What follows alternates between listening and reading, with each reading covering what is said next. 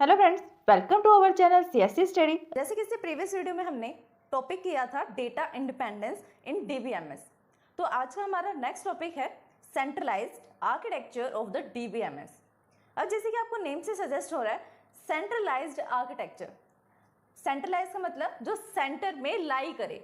Centre में लाई करेगा हम कैसे इसको डिस्क्राइब कर सकते हैं कि जैसे हमारे पास मैनी सिस्टम्स हैं, मतलब बहुत सारे सिस्टम्स हैं, उनमें एक सिस्टम ऐसा है जिसके अंदर बाकी सब सिस्टम्स का डेटाबेस है, उनका सारा डेटा है, उसको हम बोलते हैं सेंट्रलाइज्ड आर्किटेक्चर। मीन्स उसका स्ट्रक्चर कि किस तरीके से उसका स्ट्रक्चर बना हुआ है, कैसे वो डेटा को कलेक्ट करता है और कैसे वर्किंग होती है। तो ये होता है सेंट्रलाइज्ड आर्किटेक्चर का मीनिंग। अब इसकी डेफिनेशन रीड करते हैं हम। The centralized database system consists of a single processor together with its associated data, storage device and other peripherals. Database file resides on a centralized computer. Centralized computer may be the personal computer, enterprise. अब ये क्या कह रहा है कि जो centralized database system होता है ना, consist of a single processor system. मतलब कि अलग अलग जितने भी प्रोसेसर्स होंगे ना, अलग अलग जो प्रोसेसर्स होंगे उनको सिंगल प्रोसेसर में कंसिस्ट कर लेगा वो। अब हर एक जितने भी हमारे पास सिस्टम है सबका अपना अपना प्रोसेसर होगा। जो उनके प्रोसेसर होंगे ना उनसे डेटा को कलेक्ट करके वो एक जो पर्सनल जो मेन हेड कंप्यूटर है ना, कंप्यूटर सिस्टम जिसके पास सारा डेटा होगा, वो उनसे सारा डेटा क्या कर लेगा, अलग अलग प्रोसेसर से कलेक्ट कर लेगा और together associated with the storage device या फिर पैरिफेरल डिवाइस। वो किसी ना किसी स्टोरेज डिवाइस में या फिर उसको पैरिफेरल डिवाइसेस में एक साथ करके रख लेगा, एक सिंगल कंप्यूटर में, एक सिंगल प्रोसेसर सिस्टम में। Database file resides on a centralize computer. जो डेटाबेस की फाइल्स होंगी वो कहाँ चली जाएंगी, सेंट्रलाइज कंप्यूटर में चली जाएंगी। मतलब जो मेन हेड होगा ना उन कंप्यूटर्स का, जो सेंटर में होगा, उनको मिल जाएगी सारी डिटेल उसके प्रोसेसर के पास, उसके डेटाबेस में। सेंट्रलाइज कंप्यूटर में भी द पर्सनल कंप्यूटर। अब जरूरी नहीं है कि सेंट्रलाइज कंप्यूटर जो है ना वो स्पेशल कंप्यूटर हो, ये कोई पर्सनल कंप्यूटर भी हो सकता है। और जैसे बड़ी बड़ी कंपनीज होती हैं उनके अंदर क्या होता है, जो हेड मैनेजर्स होते हैं ना उनके पास सारा एक्सेस होता है अपने जो उनके नीचे काम कर रहे हैं, उनके अंडर में काम कर रहे हैं उन सभी एम्प्लॉयज का। जितने भी हमारे पास पीसीज होंगे एम्प्लॉयज के पास, वो कनेक्टेड होगा उस मैनेजर के सिस्टम के साथ, ताकि वो ये देख सके, ये चेक कर सके कौन सा सिस्टम में कौन सा टास्क जो है रन हो रहा है, किस एम्प्लॉय ने कितना वर्क किया और किस कंप्यूटर सिस्टम में कौन सा वर्किंग हो रहा है। वो सारा किसके पास होगा, सेंट्रलाइज के पास, मींस मैनेजर के पास। तो इसी को हम क्या बोलते हैं, सेंट्रलाइज आर्किटेक्चर बोलते हैं। Depending upon the size of enterprise, ये साइज के ऊपर डिपेंड करता है कि कंप्यूटर सिस्टम का ना साइज कितना है, वो कितने ज्यादा स्टोरेज को एक्सेस कर सकता है, कितना ज्यादा स्टोर करके रख सकता है डेटा को। The application are run on the centralized computer. Multiple user access the application through the simple terminal that the have no processing power of their other. The user interface is generally text mode screen. अब ये क्या कह रहा है कि जो application होते हैं ना जिसके थ्रू सेंट्रलाइज कंप्यूटर वर्क करता है उसको मल्टीपल यूजर एक्सेस कर सकते हैं, मतलब अलग अलग यूजर एक्सेस कर सकते हैं। लेकिन एक्सेस करने के लिए उनको क्या चाहिए, सिंपल टर्मिनल का एक्सेस करना पड़ेगा, टर्मिनल के थ्रू एक्सेस कर सकते हैं। Have the no processing power their own, उसकी अपनी तरफ से कोई पावर नहीं होती, उसको एक्सेस करने के लिए, चलाने के लिए हम कमांड्स का यूज करते हैं। जो यूजर इंटरफेस होता है generally the text mode, text screen mode means जहां पे टेक्स्ट दिखे, जैसे ABCD 1 2 3 हमें टेक्स्ट शो हो रहा है कि ये टेक्स्ट है। टेक्स्ट के मोड में ही हम क्या करते हैं, सेंट्रलाइज कंप्यूटर में जो टर्मिनल होता है उसके थ्रू वर्किंग करते हैं।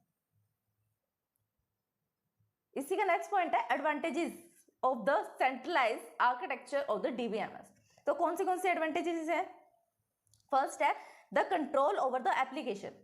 एप्लीकेशन पे कंट्रोल रखना कि जितना भी हमारा सेंट्रलाइज कंप्यूटर है उसके अंदर जो भी वर्किंग होगी, जो सिस्टम चलेगा, उसको हम क्या कर सकते हैं, सिर्फ एक सिंगल एप्लीकेशन से टर्मिनल का यूज करके उसके पूरे कंट्रोल को एक्सेस कर सकते हैं, सब चीज पे कंट्रोल रख सकते हैं। Security is a very good, security तो गुड होनी चाहिए। क्यों होनी चाहिए, क्योंकि इतने सारे हमारे पास सब सिस्टम्स हैं और जितने भी सिस्टम्स हैं उनका डेटा सिर्फ एक सिंगल कंप्यूटर सिस्टम के पास है, तो सिक्योर तो होना चाहिए। क्योंकि अगर इससे डेटा लीक हो गया तो इन सबकी सिक्योरिटी का कोई फायदा ही नहीं।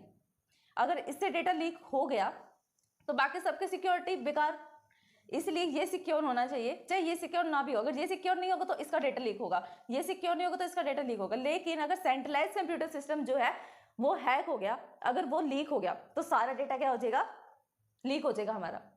फिर है हाईली रिलायबल सिस्टम। अब सिक्योर है तो रिलायबल भी होगा कि इसके अंदर अगर हम डेटा को रख रहे हैं, स्टोर कर रहे हैं, तो डेटा कहीं पे भी यूज नहीं होगा, उससे डेटा। नेक्स्ट पॉइंट है the incremental cost per user is very low. मतलब जो एक सिंगल यूजर उसको यूज कर रहा है ना उसकी कॉस्ट बहुत लो है, वेरी लो है।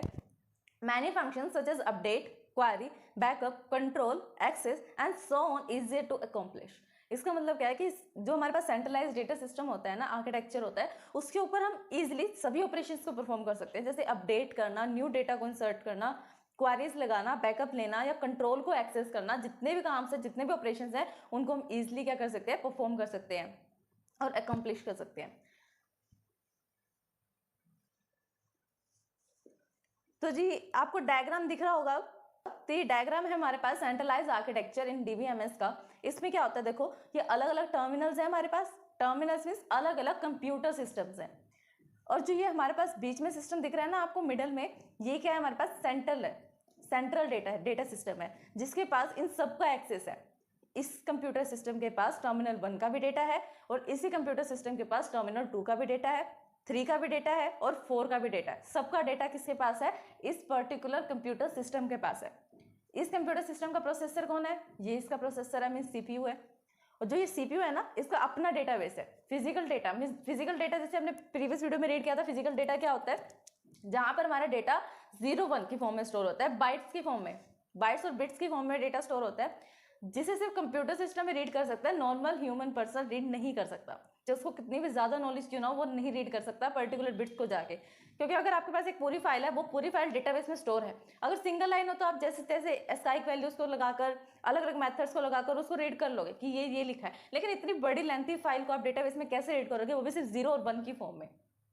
तो बेसिक कॉन्सेप्ट क्या है कि जितने भी हमारे पास अलग अलग टर्मिनल्स हैं, उन सभी टर्मिनल्स का, उन सभी कंप्यूटर सिस्टम का डेटा सिर्फ एक सेंटर कंप्यूटर सिस्टम में है, वो है मिडिल कंप्यूटर सिस्टम, मतलब सेंट्रलाइज कंप्यूटर सिस्टम।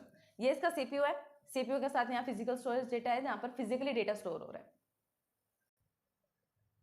नेक्स्ट है हमारे पास डिसएडवांटेजेस। डिसएडवांटेजेस क्या है इसकी, the failure of the central computer block the every user using the system until the system comes back. इसका मतलब क्या है, ये कहना चाहते हैं कि जो हमारे पास जो सेंट्रल डेटा है ना, जिसके पास सबका डेटा है, मेन कंप्यूटर सिस्टम जो सेंट्रल आर्किटेक्चर है, अगर इसका डेटा या तो लीक हो गया, ये सिस्टम में जो है ब्लॉक हो जाए, तो बाकी से जितने भी हमारे पास टर्मिनल्स कनेक्टेड है, जितने भी कंप्यूटर सिस्टम कनेक्टेड है, वो भी ब्लॉक हो जाएंगे, उस पर भी हम वर्किंग नहीं कर सकते जब तक ये सेंटर वाला कंप्यूटर सिस्टम जो है वो ठीक नहीं हो जाता।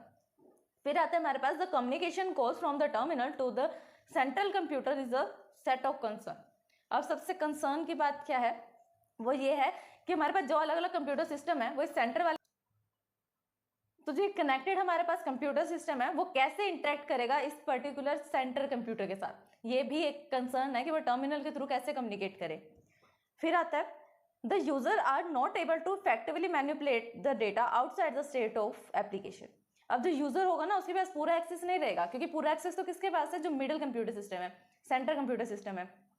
तो ऐसा भी हो सकता है कि जो मेन यूजर है, उसके जो मैनिपुलेट करना, एडिट करना, अपडेट करने की जो एक्सेस था ना, कंट्रोल था, वो भी काम ना हो, इफेक्टिव ना रहे वो, और outside state of the application, मतलब वो एप्लीकेशन से बाहर जाकर उसको एक्सेस ही ना कर पाए, ऐसा भी हो सकता है। तो ये था हमारा कॉन्सेप्ट सेंट्रलाइज्ड आर्किटेक्चर इन डीबीएमएस का, कि आर्किटेक्चर ऑफ डीबीएमएस क्या होता है, सेंट्रलाइज्ड आर्किटेक्चर ऑफ डीबीएमएस। अगर इस वीडियो को समझने में आपको कोई भी परेशानी आती है, देन आप हमें कमेंट कर सकते हैं। Thanks for watching my video. Videos को लाइक, शेयर, सब्सक्राइब करना, कमेंट करना ना भूलें।